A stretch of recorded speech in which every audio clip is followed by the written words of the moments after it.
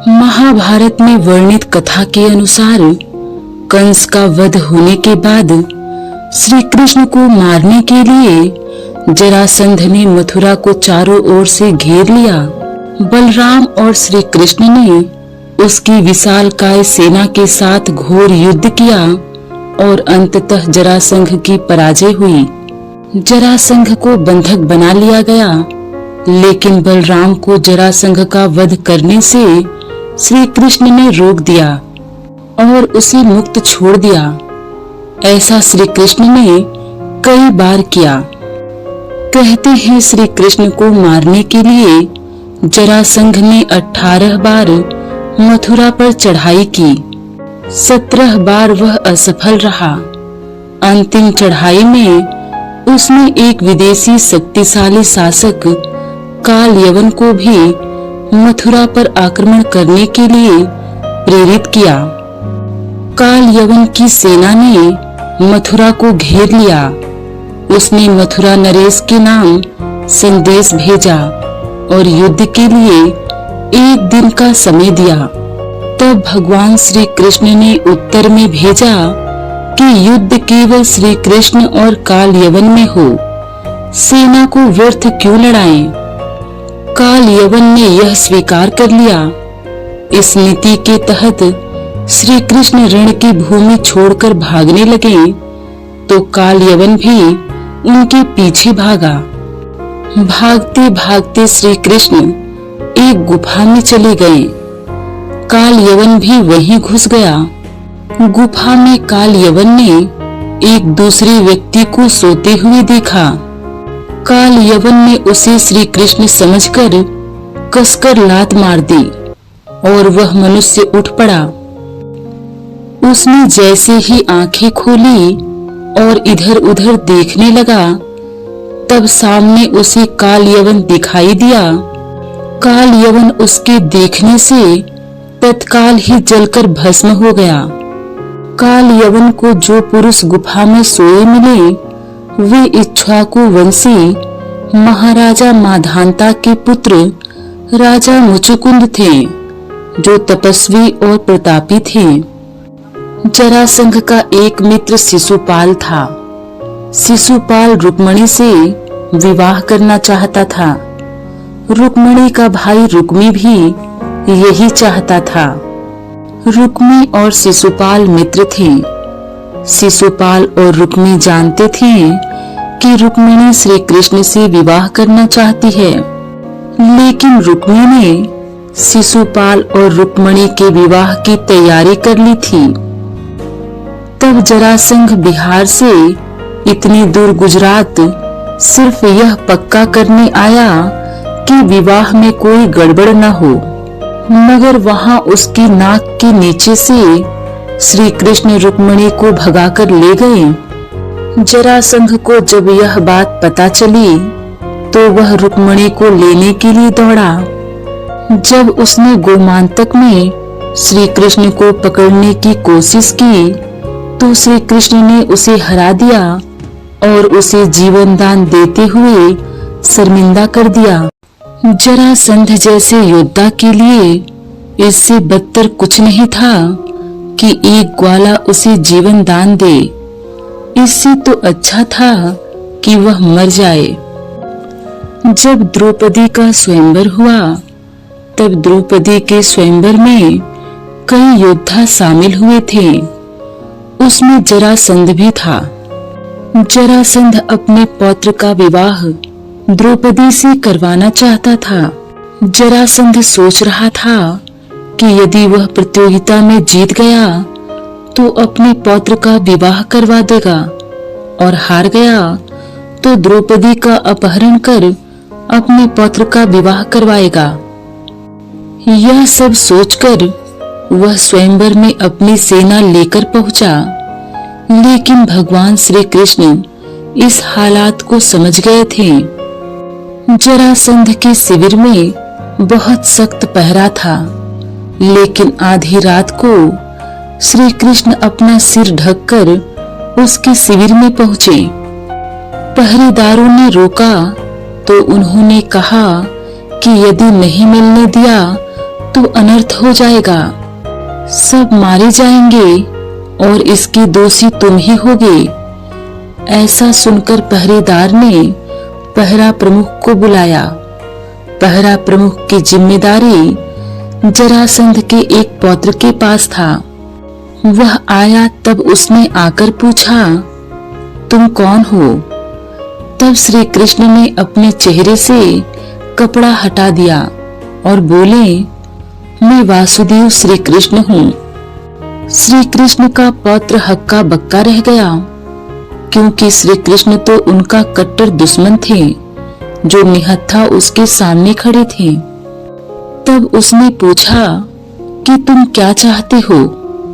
श्री कृष्ण बोले, मैं जरासंध से बात करना चाहता हूँ। अगर तुम अभी उसे नहीं जगाते तो बस एक संदेश दे दो कि मैं यहाँ उसका जीवन बचाने आया हूँ। अगर मैं अभी उससे नहीं मिलता तो मैं फिर कुछ नहीं कर पाऊंगा। अगर फिर भी तुम उसे नहीं जगाना चाहते तो मैं वापस चला जाता हूँ। सब कुछ तुम्हारे ऊपर है। यह सुनकर वह जरासंध के पास गया और उसे जगाया। उसने सूचना दी कि श्री कृष्ण आपसे मिलने आए हैं। जरासंध को अपने कानों पर यकीन नहीं हुआ। क्या वह आधी रात में मेरी शिविर में मुझसे मिलने आया है? उसकी इतनी हिम्मत! जरासंध के दिमाग में तुरंत आया, क्या हम अभी उसे मार डालें? लेकिन उसके पौत्र ने उसे बताया कि श्री कृष्ण ने उससे क्या कहा। जब श्री कृष्ण अंदर आए तो जरासंध ने पूछा, क्या बात करने आए हो? श्री कृष्ण ने समझाया, आप द्रौपदी के स्वयंवर में आए हैं। हर किसी को पता है कि द्रौपदी से विवाह का मतलब द्रुपद से संबंध बनाना है। द्रुपद से संबंध का मतलब एक विशाल सेना से संबंध है। इसी वजह से इतने सारे राजा यहाँ जुटे हैं।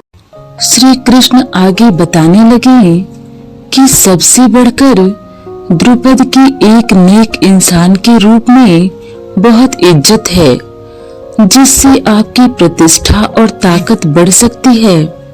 इसलिए आपके यहाँ आने का मकसद मेरे सामने बिल्कुल साफ है। आपका पौत्र यकीनन तीरंदाजी का इम्तिहान पास नहीं कर सकता, मगर आप कर सकते हैं। तब जरासंध बोला, बिल्कुल मैं जीतूंगा।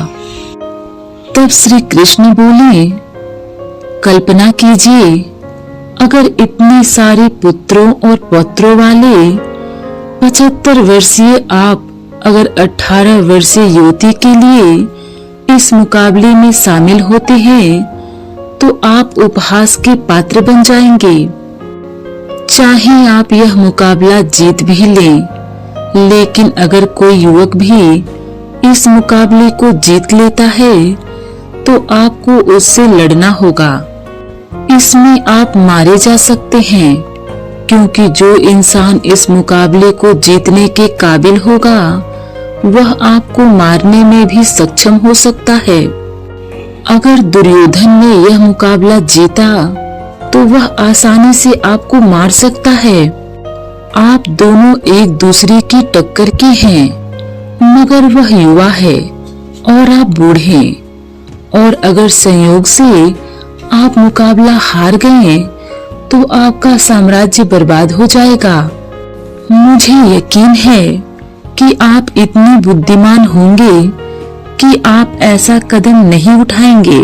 श्री कृष्ण आगे कहने लगे कि इसलिए निश्चित रूप से आप यहाँ मुकाबले में भाग लेने नहीं आए हैं।